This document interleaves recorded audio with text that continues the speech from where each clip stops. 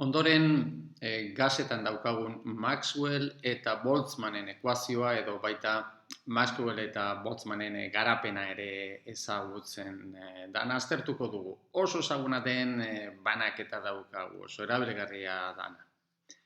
Orduan, horretarako hasteko badakigu, aurreko atalean aztertu genuen zein den GE. Hau da, energiarekin lotutako endakapena, edo bestera batean izan da G bider diferentziale izango litzateke E eta egi diferentzial eta artean dauden egoeren kopuru aztertzen duena. Eta oso erabilgarri genuen aztertzeko esate baterako partizio funtzioa. Eta kalkulatu genuen zein den gas idealerako daukagun partizio funtzioa hori erabilita. Baina ez bakarrik hori, baita kalkulatu dezakegu zein den partikula banaketa, ze partikula banaketaen adierazpena hause dugu. N bider erekin lotutako endakapena, E ber minus E zati KT zati partizio funtzioa. Eta, adibidez ja, dana ezaguna dugunez, lehen kalkulatutako partizio funtzioa daukagu, badaukagu G ezaguna dana, ordan zuzenean ordezkatzen badugu, hause da daukagun partikulen banaketa, energiaren funtzioa. Baina ondoren, interesante izan daiteke ez energiaren funtzioan, baizik eta hori aztertzea abiaduraren funtzioan. Zergatik ze kasu honetan daukagun energia bakarra, gas ideal batean daukagun energia bakarra, energia zinetikoa dugulako, bat biren MV karratu.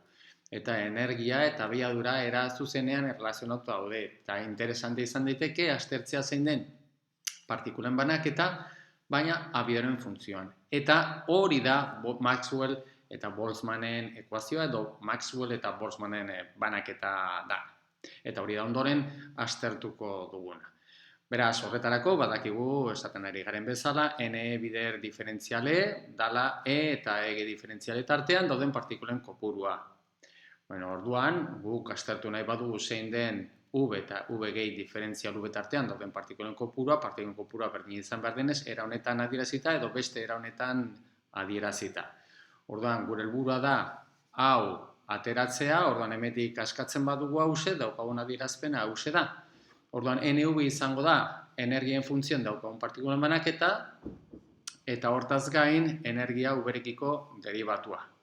Beraz, nolabait esan da, hori lortzeko, NV lortzeko ez da bakarrik nahikoa hementxe daukagun energien funtzioan daukagun partikulen banaketa horretan energien ordez jartzea bat biren V karratu. Ez da nahikoa ze hortaz gain, badaukagu ere nolabaiteko fase espazioarekin lotutako ekarpen bat, diferentzialerekin lotutako ekarpen bat. Eta hori ere kontutan hartu behar dugu.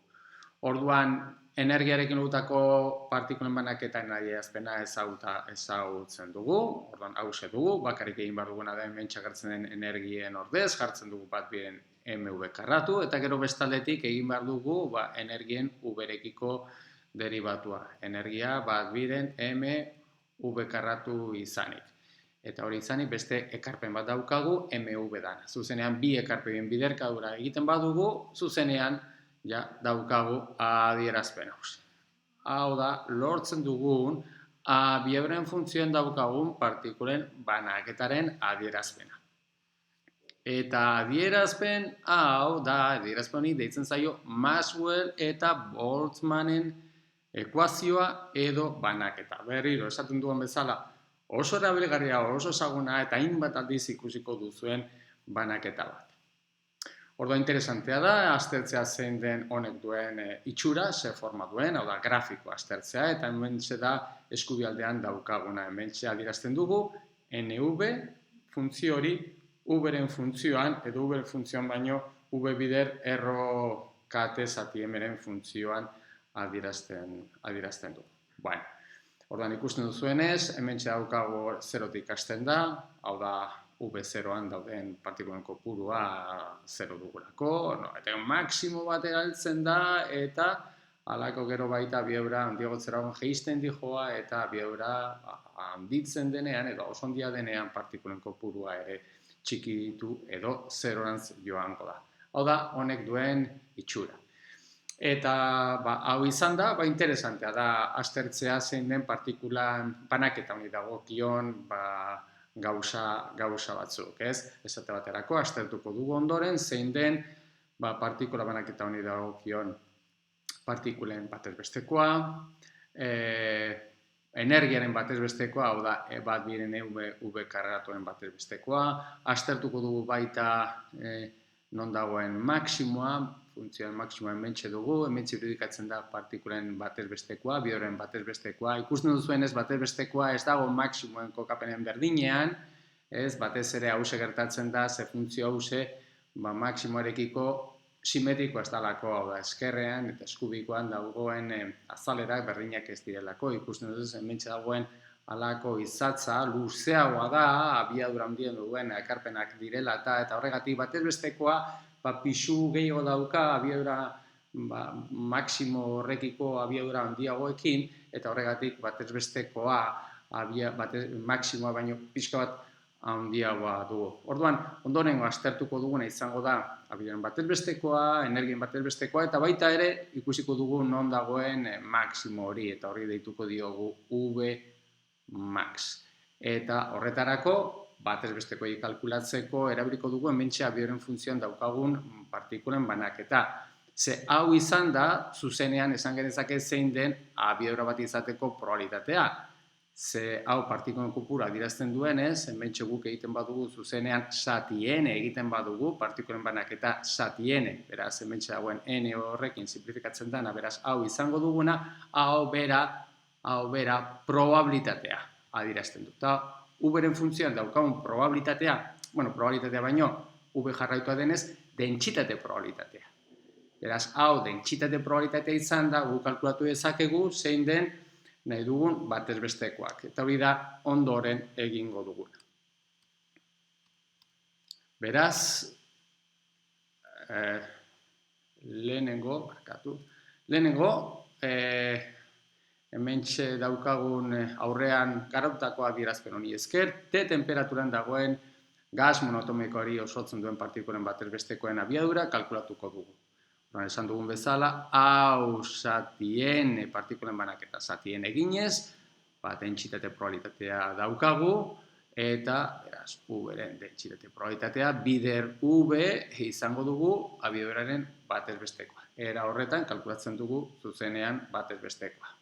Beraz, hementxe ordezkatzen badugu zein den, lehen kalkulatutako partikula banaketaren adierazpena, edo Maxwell-Boltzmannen garapena dana, edo banaketa dana, hau da daukaguna, beraz, hau da egin beharreko integrala, hementxe da egin beharreko integrala, eta hau hementxe daukagu nola egin dezakegun integral hori. Beraz, eta integral hori egin dezakegu, hementxe dagoen guzti honi alfa deituko diogu, beraz, hau da alfaren funtzioan jarrita, hau da egin beharreko integrala, eta hori egiteko egirabil dezakegu oso ezaguna den Feynmanen trukoa. Eta azkenean, Feynmanen trukoa dionez, hementxe dagoen integral hause jar dezakegu, hementxe dagoen eran bezala, hau definitzen badugu, hau da kontxiatzen dugun integrala, integral V ber minus alfa V karratu, gu kalkulatu beharreko integrala da minus alfarekiko derivatua hau. Eta hau egitea, bestea egitea baino asko zarrazagoa da. Esatez, honen adierazpena badakigu zein den, zuzenean hause dugu, horretarako oso simplea dugu, ze hementxe ordezkapen metoa erabilezakegu zuzenean V karratu, T deitzen badugu, eta zuzenean erraz aterako dugu hementxe dagoen integrala, guztionen integrala, hau dugula, limiteak dira 0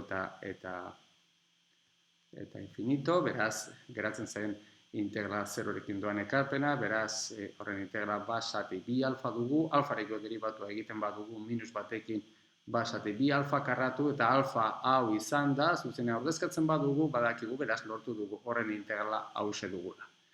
Beraz, integrala hementxe ordezkatu ezkero, ikusiko dugu batez besteko abiaduraren adierazpena hause dugula. Beraz, lortu dugu batez besteko abiadura, temperaturaren funtzioan, zer esanik ez, temperatura zenbat handiagoa izan, batez besteko abiadura handiagoa izango dugu ere, eta gas monoatomiko horretan agertzen den atomoen masen funtzioan.